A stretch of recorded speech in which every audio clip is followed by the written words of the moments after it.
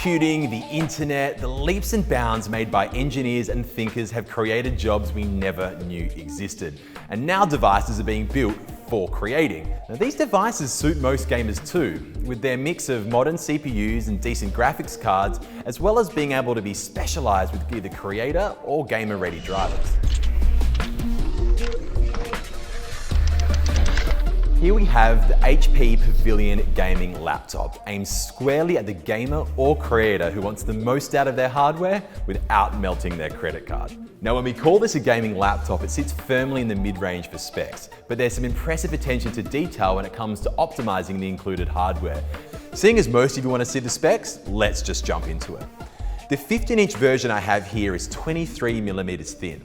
The CPU is handled by an Intel 9th Gen Core i. It's a proper 6-core H series, and the GPU is a 16 series NVIDIA GTX one.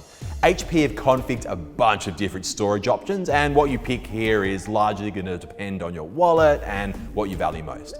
The SSD variants are the good old NVMe PCIe SSDs, of course.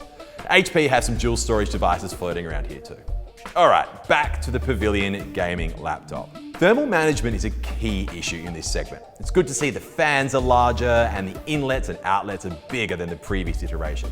Take note people, no fake fins or vents. It's all still practical while maintaining the right look.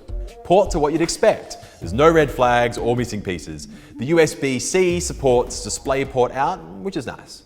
I still love the speaker grill design. I just like the tactile nature of it. The audio is decent too, as it's by Bang & Olufsen, or B&O. But most people will have a headset on and probably not use it. Keyboard backlit is fixed in color, but there are a few colors to choose from depending on where you buy it. So, HP's Pavilion gaming laptop, a device with all the right bits for the price and a lot of smart engineering. It does reach a ceiling in performance that the more expensive gaming or workstation devices can provide, but that's not who it's for. If you're on a fixed budget and you need the most from your PC, whether gaming or creating, it's a great buy.